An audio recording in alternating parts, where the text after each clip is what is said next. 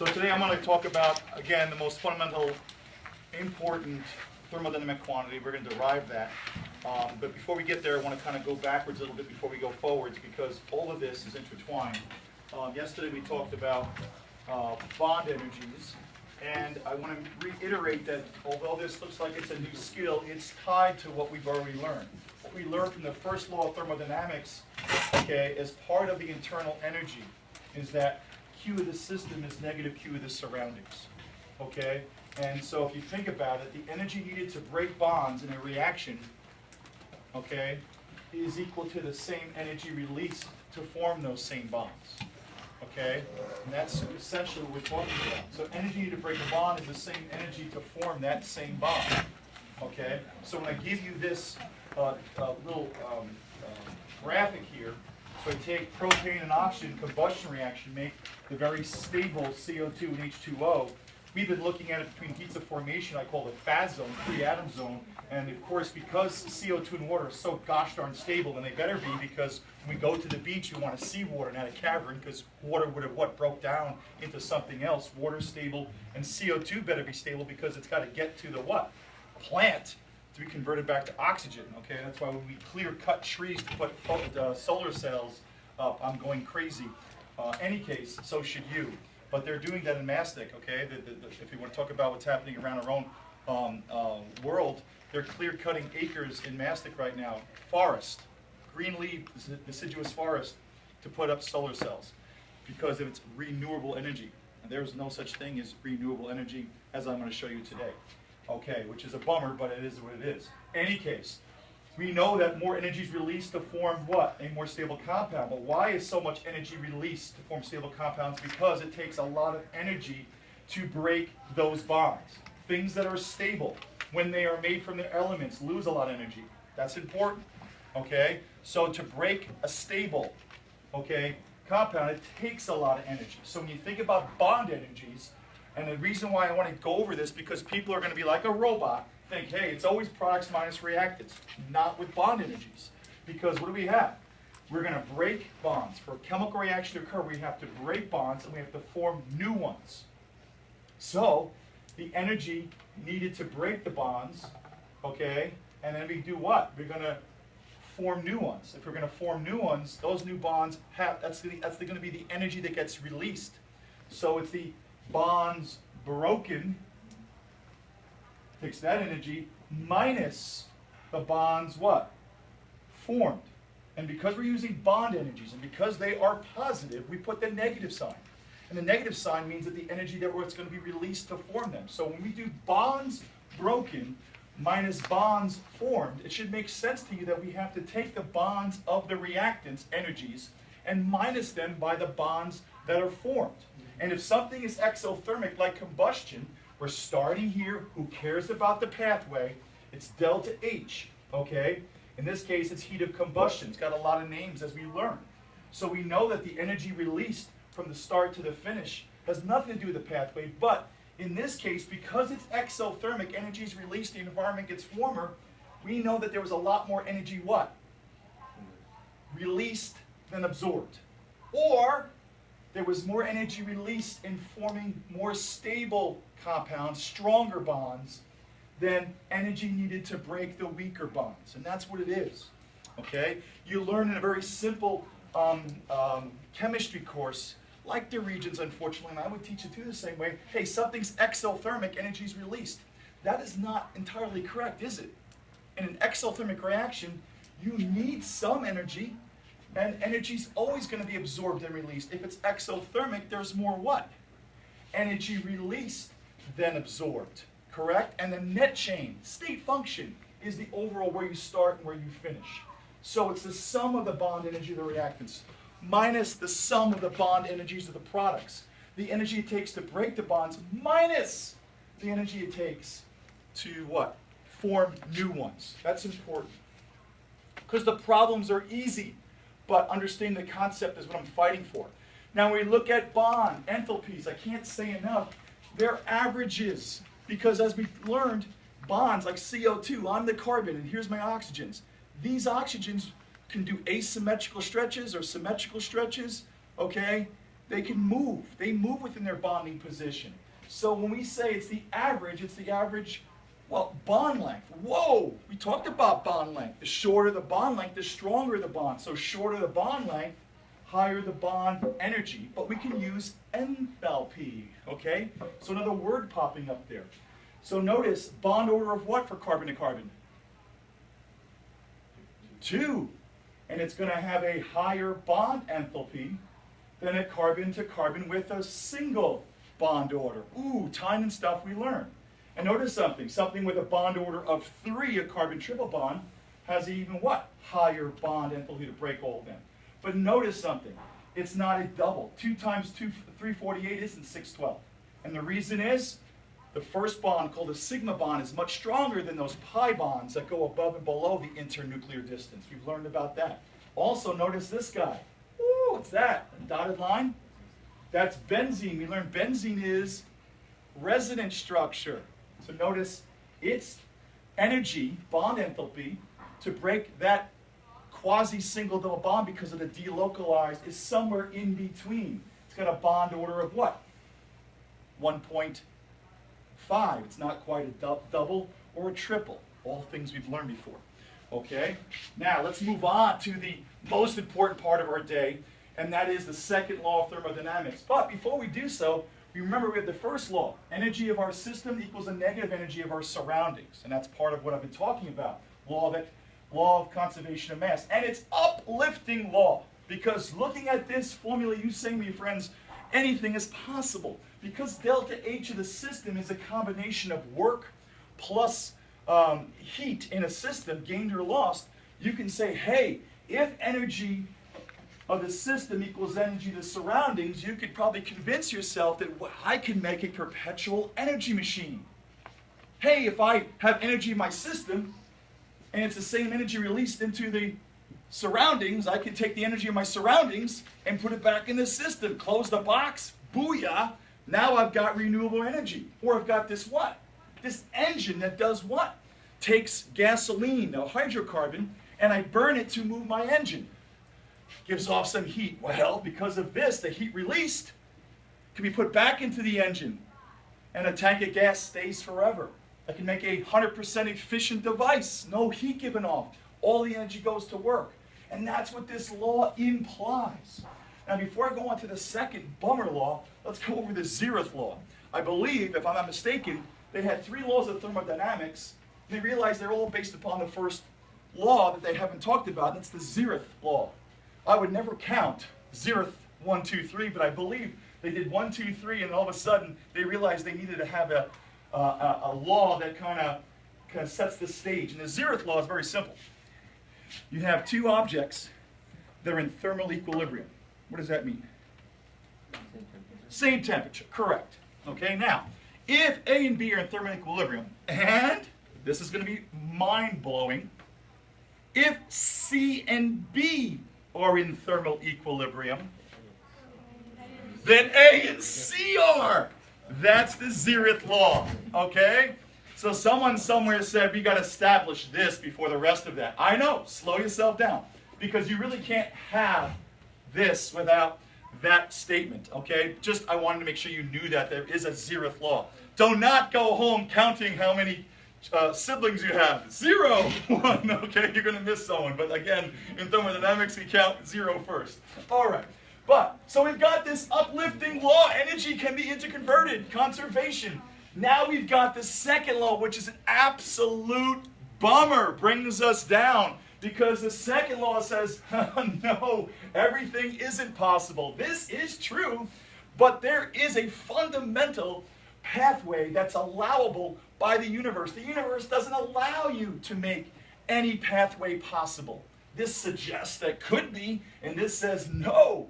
The universe only allows a certain pathway for processes or chemical reactions to occur spontaneously. Spontaneously means it occurs without putting energy into the system. The reaction occurs like a rolling rock downhill. Once you get started, it's on its own. Something non-spontaneous requires a constant supply of free energy. Something that is spontaneous creates the free energy for other processes. So this is a bummer, which means that you can't take energy that we've just released in the car and convert it back for the car to use. Because in order of the universe's entropy, now entropy is a measure of what you call disorder. Okay, and let me just, people say disorder all the time, and I don't really like that parallel, but it does work.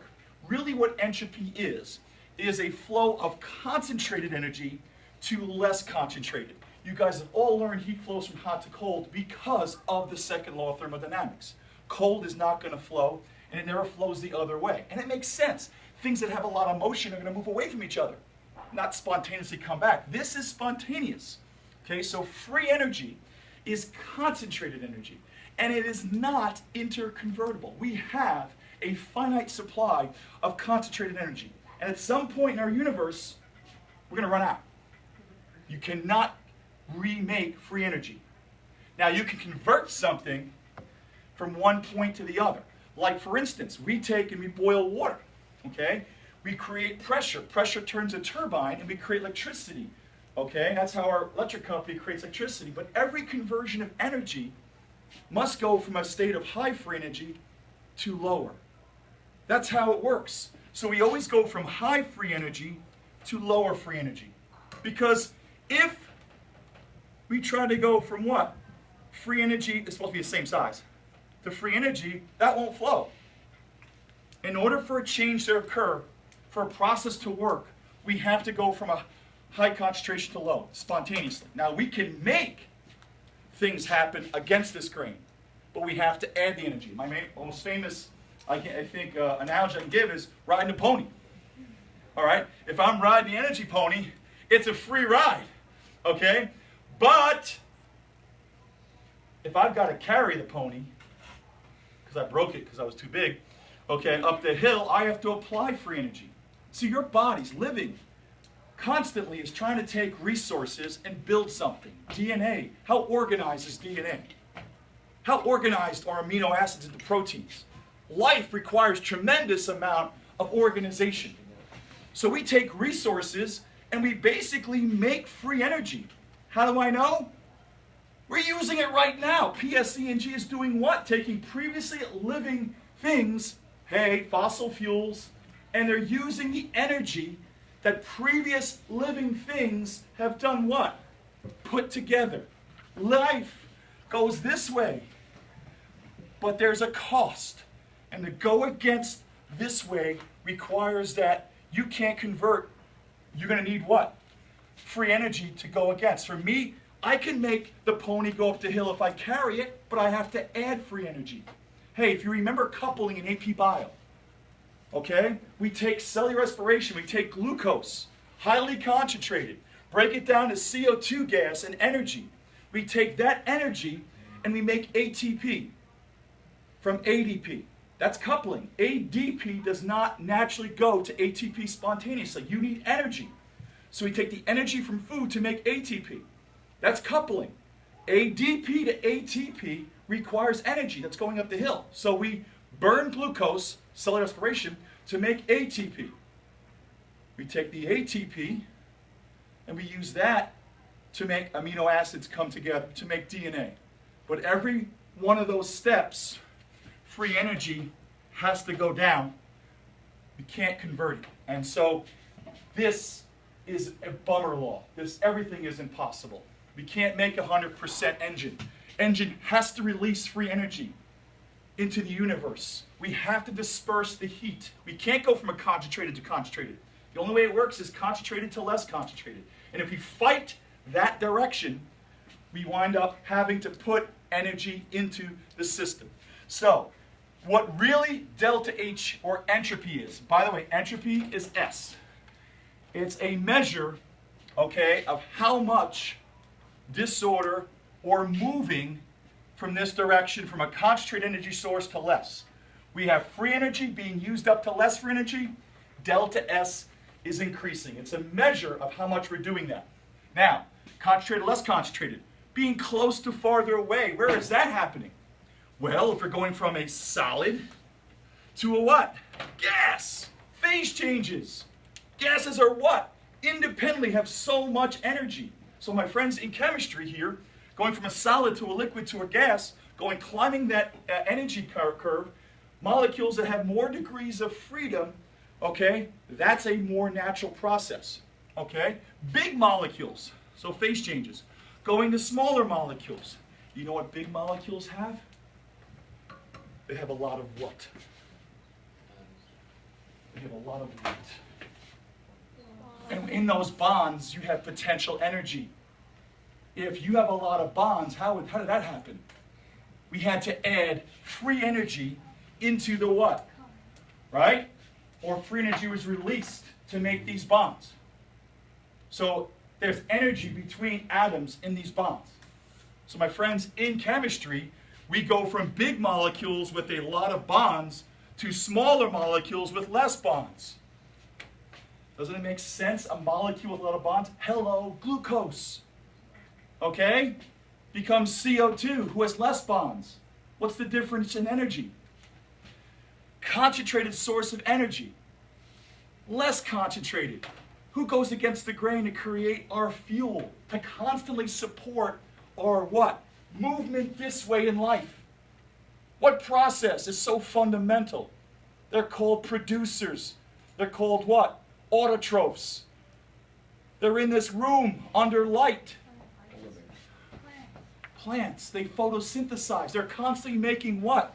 The big molecules, but they need what for this to happen? What do they need? Is this a spontaneous process? I turn this light off. What happens to these plants? Are they photosynthesizing? No, they constantly have to do what? Carry the pony up the hill. Who's giving it the free energy? They're using the free energy of the what? Of the sun to make what? To make it concentrated. So they're going against the grain, but there's a cost. Anytime there's an energy transfer, you go from high free energy to low. Is all the light energy being used creating glucose? It can't. If it was, there would be no flow. You have to have a direction from high free energy to low for something to happen. Okay, so that's important. So this ties in today. Big molecules have more bonds, less molecules. All right, so why do we care so much? Because it tells me as a chemist if the delta H of the universe is increasing, which means we're using up free energy, which means we're going in this pathway. I know the process works under those set of conditions. If I burn this piece of paper, as I've done before, it's spontaneous. Why? Because you're seeing it work. It can go in that pathway. And now it's very spontaneous. Why is it so spontaneous? Why is it so spontaneous? Burning this cellulose with oxygen. Why is all combustion so gosh darn spontaneous? What's that?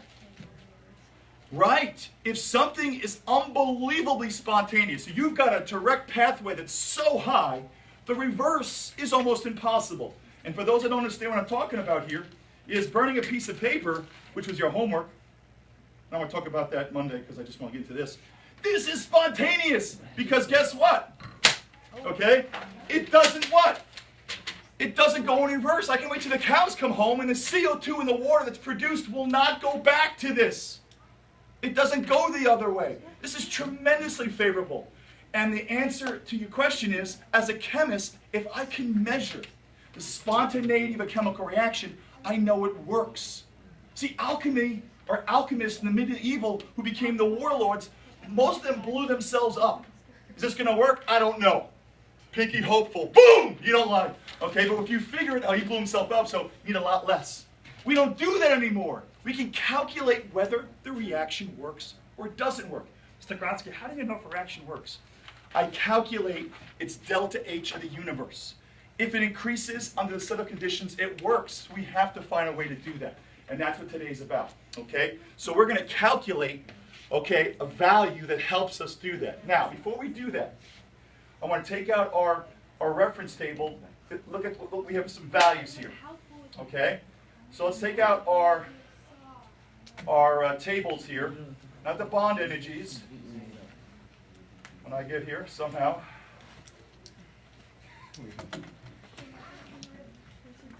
Hold on, I'll get there somewhere. I gotta go back. Where is it?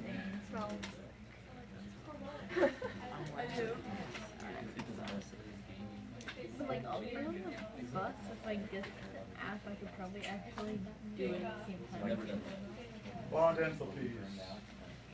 No, where am I? Where's those tables at?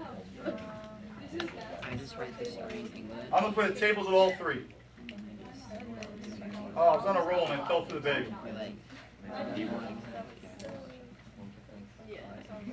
Does it feel like it'll be harder for us? Oh, here we go. Conversation. Okay, my bad. Okay, so here we go, party people. Don't fall off the donkey. Stay with me. It'll be easier this time since there's only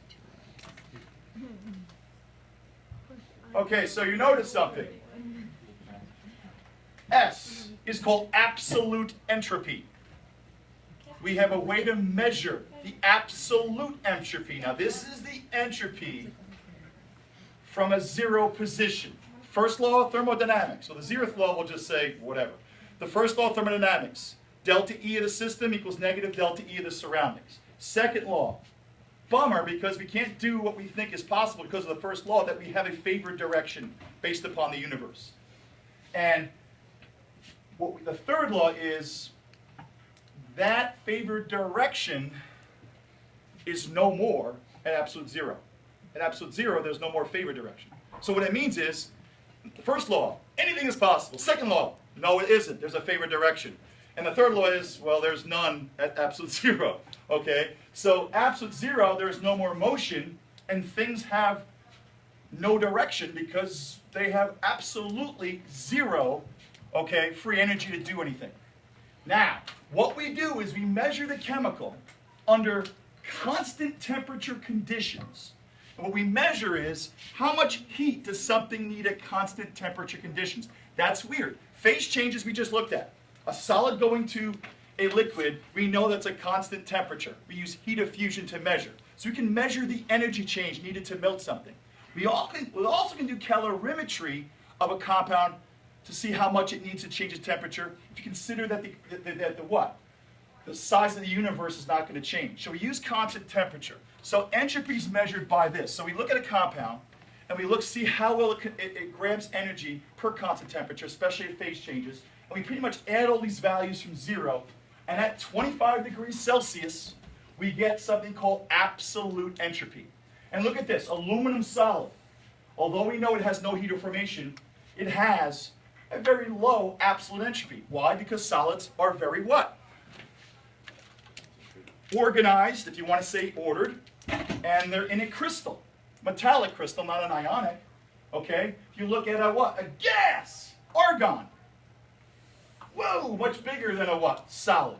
So comparing solids to gases, gases are higher. Okay? Now if you compare solids, okay, you look at aluminum oxide and aluminum chloride, you can see there's some differences. Now these are hard to look at because of are they molecules or ionic compounds? So let's come over here to where we have some covalent compounds. Now if you look at this, methane has an absolute entropy of 186. But notice something, C2H2, acetylene, a bigger molecule, right, has a much bigger one. Now why is that? They're both gases. The bigger molecule has more places for the atoms to what? To move. Remember, all atoms in a bond are constantly moving from their maximum bonding condition? So the more atoms you have in your big molecule, the more degrees of freedom, so to speak. They're still tied up in a bond, but they can vibrate. So the bigger the molecule in the same phase, the more degrees of freedom. So this absolute entropy measures, I know, it measures the molecular degrees of freedom. Think with me. If I go from a solid, I know it's a different compound, and wind up making a gas from that, what's happening to my entropy as I go from graphite solid, with hydrogen gas, by the way, and I go here? The entropy is what? Increasing. We're favored to go in a direction with the entropy. Why? Because there's more what? Degrees of freedom as we go from here to here. Now, if I had carbon solid to carbon gas, same thing, that would increase. Notice something, there is no zero. You can't find a zero for the absolute entropies. Why do you think? Because it's not absolute. Not at absolute zero, it's the third law of thermodynamics. Unlike what?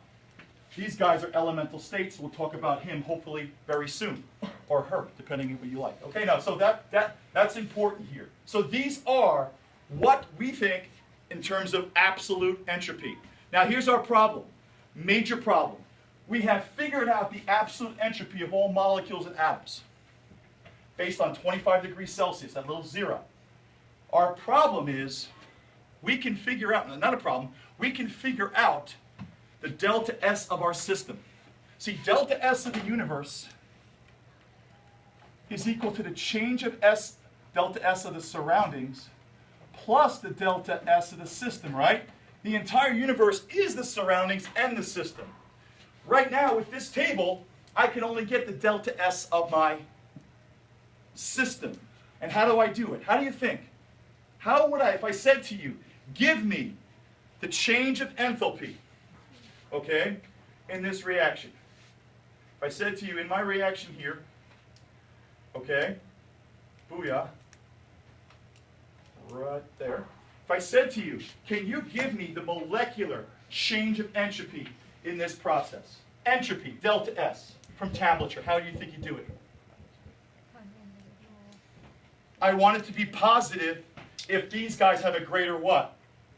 Absolute entropy. So if this is a smaller number, remember this is a gas, and this is now, this isn't, these both are gases. This is a liquid under pressure. Well, let's just talk about gas. Two gases. But the point is, I've got 6 molecules becoming 7. In terms of molecular delta S, can you predict that the delta S is probably increasing? These are both gases. This could be a liquid under pressure. These are both gases. So we should get a positive delta S for the molecules, correct? Good. How can I get that through tablature? These 3 times CO2's absolute entropy, 4 times H2O absolute entropy, is going to be higher than 1 time the absolute entropy of C3H8, and then 5 times the absolute entropy of O2. Delta S will be positive. So how do I get that? Products minus reactants again. And if you forget, party people, here we go, right there. Not only do we have this that we use for heats of formation, notice there's no change here. This is absolute entropy, but at 25. So if I ask you to get delta S of the reaction, the system, we can do that here. But we've still got a problem. We want the universe to know.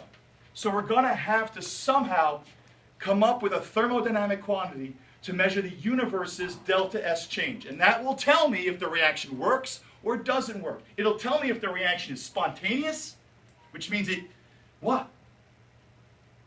It's basically doing what? If something is spontaneous, okay, it can be used for free energy. The pony can ride me. If I have something spontaneous like burning of fossil fuels, I can ride the energy pony and it's free, okay? But if I've got to force something to happen and I constantly have to use free energy to carry the pony up the hill, it's not free, okay? All the energy that you see here is because of the free energy stored in things, and we use mostly fossil fuels. Okay, so let's do that. So take out your read-along notes, and we're going to add to them. All right? So it looks like this. And I can't say how important this quantity is. So it looks like this. We added some. Should not be the first time we've added some. We're going to go to this page right here.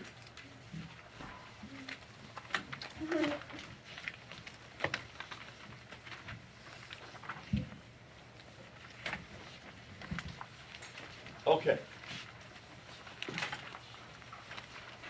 I'm excited because this is so cool. All right? Now, let's move on. So, what do we know?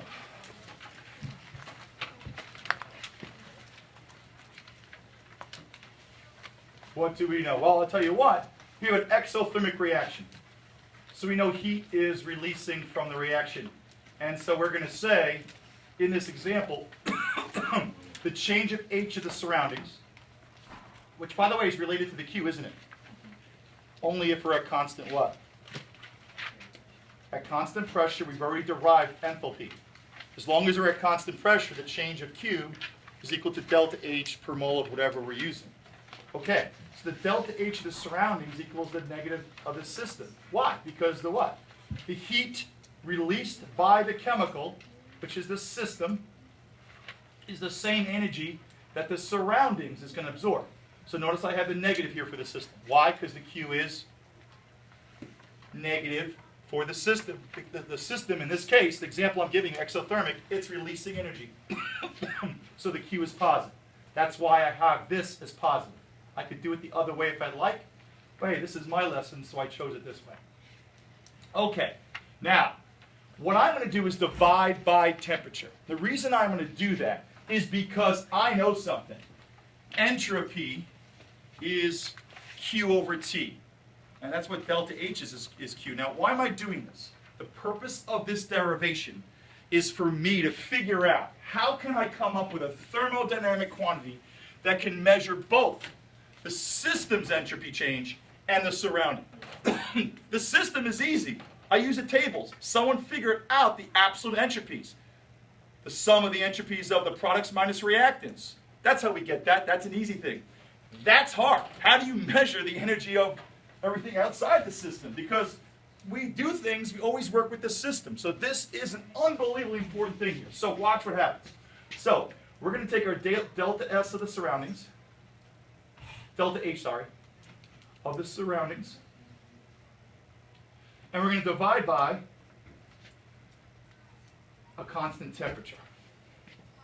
Have to. You can only measure delta S through constant temperature. Okay, now, if this is delta H surrounding over T, since we're dividing by T on both sides of an equation, that's what we can do here. I also get negative delta H of the system, right? Maybe we need to, cool. Delta H of the system over T. All right, party people. Now, divided both sides by T. I did that because Q over T is entropy, as long as T is constant. Okay, so at constant temperature, this becomes the delta S of the surroundings.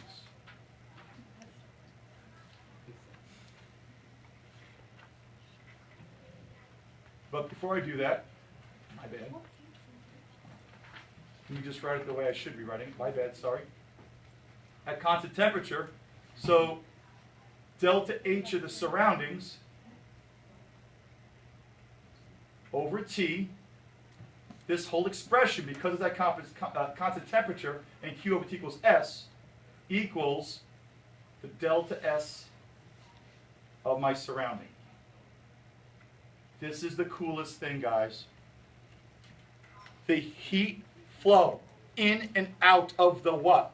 System is related to the entropy. Why?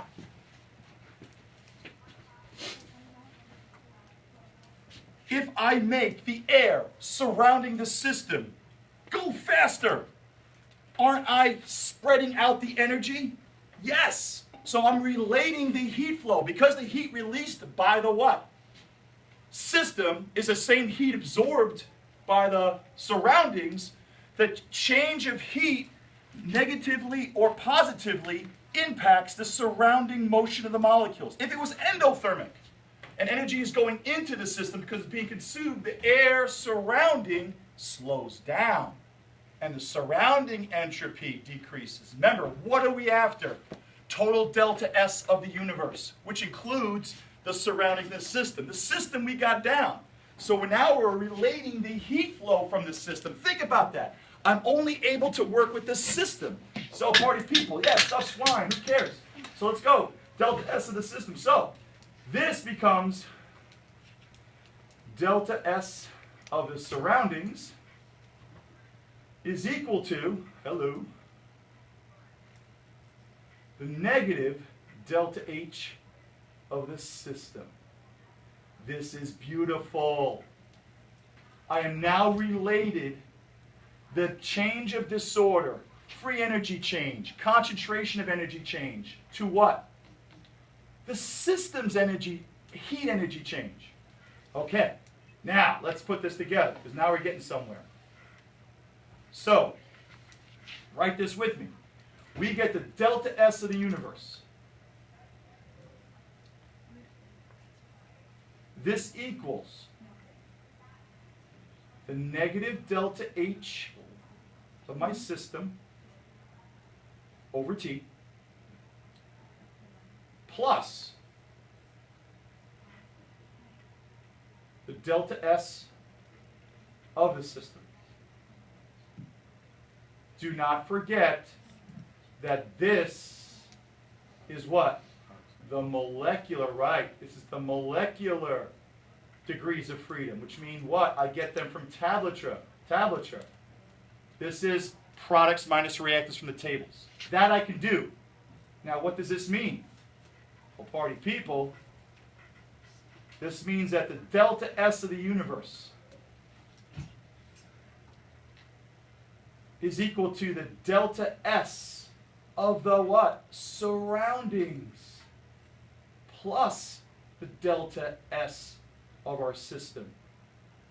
So this value of heat changing of the system is related to the surroundings delta S. We only need system values to measure the entire universe's delta S change if temperature is constant, if pressure is constant. So, moseying on down here, let's finish this off. When I finish this off, we're going to do this. Okay, we're going to multiply both sides by negative T. Now I do this because it was a negative reaction. It was exothermic. Because endothermic would be positive T, but that's just the way I'm doing it. So what I get when I do this delta S, okay, over negative T. So I'm multiplying by negative T, okay? Now, when I do that, okay, and let's remember first that this is the change of Q of the universe over T. Remember, that's what delta H was. Remember, we go back. That's what this was. Delta H over T was this. So I'm just going to show you that delta S. Remember, S, okay, Q over T was S. I'm just rewriting to show that the T is built in that. Okay? Now it's equal to what? It's equal to negative H over T of the system. And this is plus delta S of the system. So when I multiply by negative T, okay, all the way through, distribute that, you notice what happens here. Multiply this by negative T, multiply this by negative T, and what you get, party people, okay, is a what? You get change of Q. That's a Q. My bad. Christmas in July. Please stay here. I know I'm almost there. This didn't work out as well as I wanted. So negative Q equals negative Q, right, equals what? Well, negative T, and then it gives me what? The T's cancel, right? And it's a negative, so it becomes delta H of the system, negative T. This becomes minus T delta S. And party people, this negative Q is now called Gibbs free energy. It is the change in Gibbs. Gibbs was a guy who derived this. And it's equal to delta H of your system minus T delta S. So Gibbs free energy is a value that measures spontaneity. And if it is negative, the process is spontaneous. If it's positive, the process is not. Okay? Your homework tonight will be posted by Friday, by this afternoon. Okay? I gave you a worksheet, two worksheets that are very similar. So there is going to be a lecture. I'll post, okay? I didn't know exactly how far I'd get today.